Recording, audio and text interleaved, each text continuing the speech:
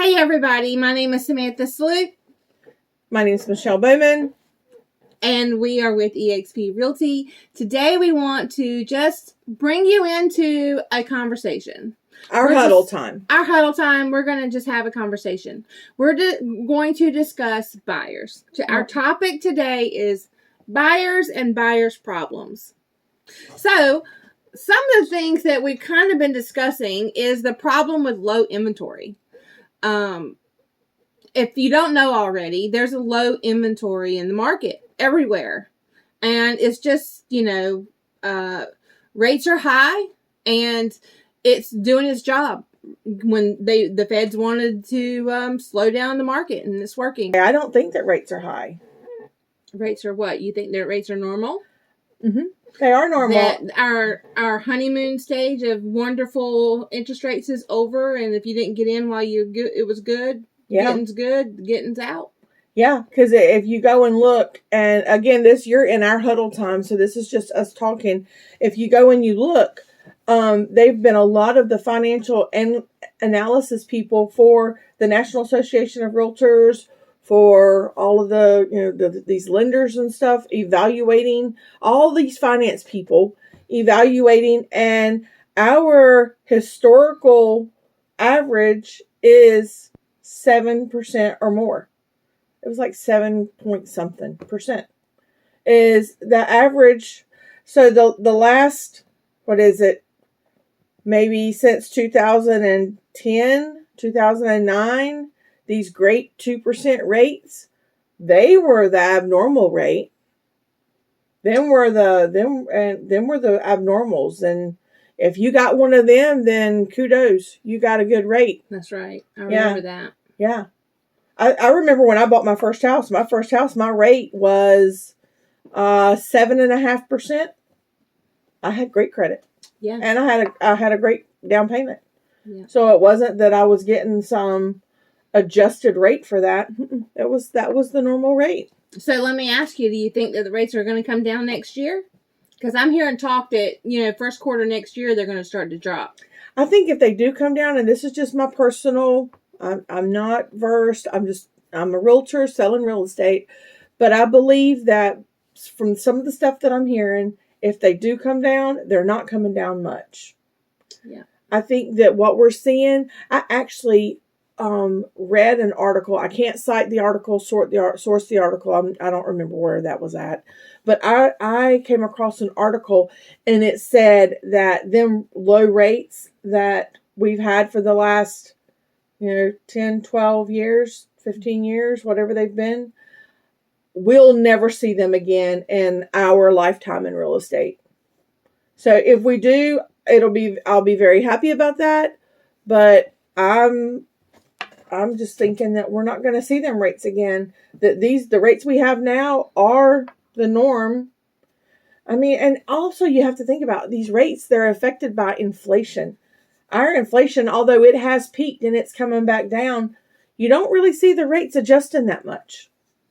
So That's another indicator that I think they're going to stay where they're at. Well, I'd like to touch on that just a little bit, and let's touch on a myth. What do you think about the prices of houses coming down? So, I mean, do you really think that the price of housing is I don't think they'll ever come down. I used to, but now I don't think that they'll ever go back down in North Carolina to what they were before 2020, 21. I don't think so either. Do you want me to tell you why I don't think so? Please. So let's do some role playing, I guess. Okay. I'm seller A, you're seller B. Okay. I've sold my house 3 months ago. I made quite a bit off of it. And let's say, pre-2019, my house might have been worth $150,000. And then I've came in and now I've sold it for, let's just throw out there, $300,000. Okay. And you probably had a bidding war on it at the time. I probably had a bidding war at the time, but that's not going to be neither here nor there. So now you're seller B, and you're going to put your house on the market. And you know that I'm right next door, and right next door I've sold my house for $300,000. Are you going to sell yours for less than that? No. If you got it, why can't I get it? Right. So I don't know a seller out there that's going to be like, well, seller A got 300,000. I think I'm just going to stick around at the 150. They're not going to do that. Buyer mindset's going to have to shift. They're going to, there's a lot of buyers that are holding on to hope, and it's just going to take a shift in mindset. Yeah.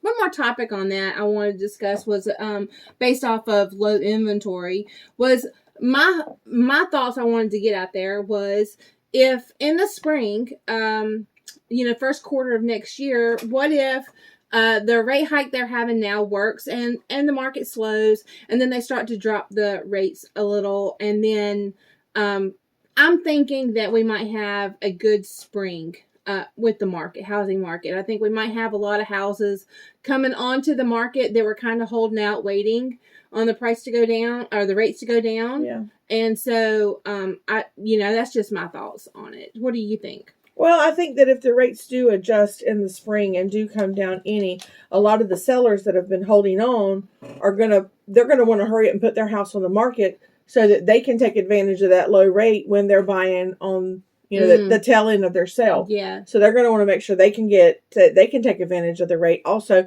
So we may see properties coming onto the market. That'll absolutely help with our low inventory situation. Another problem that buyers are facing is lack of down payment. And if a buyer is coming into the market to purchase, then they're going to have down payment, whether it's down payment that they have saved or down payment that they're getting through one of the down payment assistance programs. Okay, what are some helpful ways that that you've seen that buyers that may be on the tipping point, ways that they can improve their credit score to get them in that home in the next month or so? Tell me some tips you've had. One of the fastest ways that I've seen some of the lenders that I've used to boost a credit score is by reducing the credit card debt. So if you have a huge credit card balance, pay your credit cards down significantly. Don't pay them off. Don't pay them off. Yeah, don't pay them off. It's very important. Yeah. That'll go against you. It will go against you.